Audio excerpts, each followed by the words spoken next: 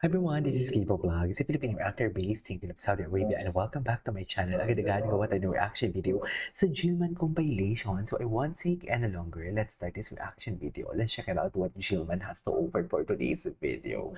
Pero ang tanong, Eman, titigil na ba talaga si Eman sa kay Jillian? Suko na ba ang Eman natin sa laban sa puso ni Jillian? Alamin natin. So without further ado, let's start this. Ano yung normal day for Eman Pacquiao? How do you start your day? I just relax. Pagising Ay, ko, relax pray na ako, pala siya. kain. Tapos isipin ko anong gagawin ko. Tapos pag wala naman, relax lang ko. Babasa ko ng mga manga, or lalakad-lakad ako. Ano favorite manga mo? Tutulog. Solo leveling. Oh, wow. Ano ba yan? Nano Machine. Nanonood. Babasa ba kayo ng mga? Hindi masyado ako. Solo leveling. Pero, Eman, how are you na since pumasok ka sa showbiz last year? Super blessed, siyempre. Tuwang-tuwa ako kasi marami akong mga taong nakikilala. Sila ate. Yes. Daming endorsements, no? Endorsement, tsaka mga iba pang artista na naiidolo ko or sinatangaan ko. Sino ba yung mga hinahangaan talagang artista? Siyempre, sila Dingdong, sila Ate Marian. Oh, nice. Anong reward mo so far sa'yo? Biggest reward? Sa sarili ko. Oo. Secret lang. Yes.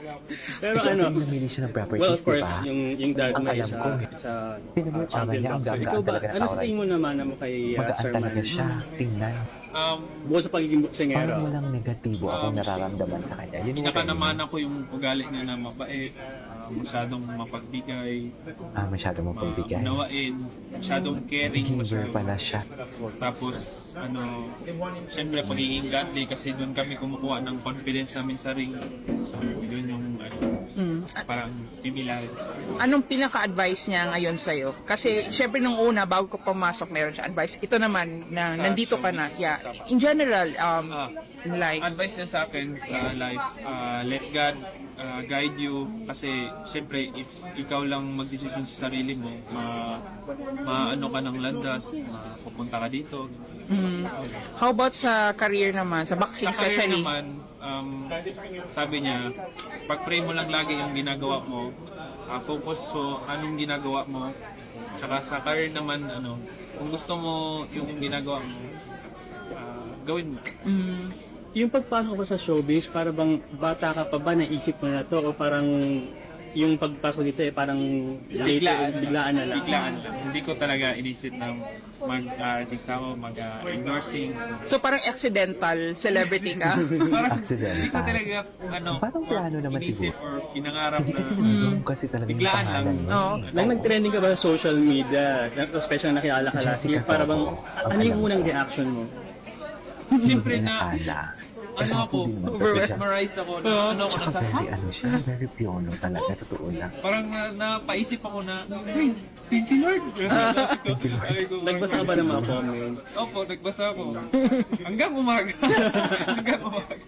Ano sinasabi nila pag mga comments na ang gwapo ni Eman, kamukha ni Piolo? Siyempre, thankful ako at tuwa ako kasi na-compare ako kay Piolo. So, yun. Tatay sana, Pero how do you take care na of yourself? Kasi syempre, ano ka na parang iniidolo ka na. How do you take care of yourself mentally, spiritually? Actually, more ako sa mental and spiritual. Oo. Wala ako masyado sa physical din naman, iniingatan ko rin naman yung katawan ko. Pero minsan, hindi natin maiwasan na mapuyat dahil sa trabaho. Mental health, how do you take care of your mental health? Okay naman siya kasi dahil sa Panginoon, ginaguide naman ako. Kasi right now, Hindi talaga nawawala sa kanya. papayapa naman yung isip. Panginoon. Last question na from me. Ano ba ang dream ni Eman as someone in showbiz and of course, someone as a boxer? Dream ko, sana marami pa akong magawa sa showbiz na magagandang project, syempre, kung merong pagkakataon mga acting, more endorsement, na ma-inspire ko talaga yung mga kabataan na galing sa no one from someone. Ganun. Na ma-inspire ko sila na kahit anong mangyari sa buhay, kahit di ka man pinakamagaling o matalino, Substansya, no? as long na hindi ka susuko at may niwala ka sa Substansya, Panginoon talaga po at sa magsalita. sarili mo kakayahan, mararating mo. Last ultimate dream mo sa boxing, world champion ba? Ultimate dream ko, hindi man ako maging pinakamagaling. Magaling. Gusto ko maalala ko ng tao maalala ka. not just a great boxer, pero as a boxer who tried his best na to become someone. So hindi mo siya iniisip na like world champion, hindi mo siya Siyempre, ginogol? isip ko rin yun. Tanong na dati ko daw si Manny Pacquiao. I don't have many friends. Hindi ko ina Ay, ito talaga yun. Yung pinakilala niya si Jillian White. Chares! Di ba pati host nga tinutokso siya eh. Wapo talaga. God bless. Wapo naman. Siya nakita na personal. Gwapo niya nga Kaya naman, talaga. Eman, welcome sa TikTok Gwapo lang. talaga Eman, siya. curious lang kami. Tuloy-tuloy yung yung pagte-training mo ba sa... Kasi Saan meron siya lalaki? nalalapit na laban eh. Diba? Gaano kahirap? Mahirap po kasi mataas yung preparation tsaka dapat full condition ka talaga lalo na pag mga ganyang bagay. Tsaka abangan nyo po yung next fight ko. Teka, ito ano pa ba yung next tanong fight mo? mo. Ano next Ito pa fight? yung tanong ko, Kuya Kim. Paano niya napagsasabay yung pagbaboxing niya sa... Siyempre, showbiz na siya. Siyempre, artista ka na din. Boxer ka pa. In love ka pa. Ay, diba? Doon talaga tayo. Doon talaga tayo sa host. Ang host talaga ang host talaga nakakaalam sa lahat. Hindi pa confirmed yan, pero may usap-usapan. Oh. Lalabas pa yan sa lalabas pa yan dun sa show ni Jillian, nakakaasa. Ay, Nakakabangan ng lahat yan. Pinangalanan. Paano mo At nababalanse? pinangalanan. Pag boxing lang po. Tapos pag showbiz. Yung love life, paano yung love life? Pag yung kilig, Paano yung asan love yun? life? Ano? Trust it to the Lord. Ay, yes. Ayun lang. Hindi kaya natin nabibiro ng God bless siya dahil si Hailey tinukso natin, di ba? Oo. Tapos gustong-gusto ka ni Hailey, medyo nag-flirt sa'yo, tapos ang sagot mo, Ano ba God bless. Oo.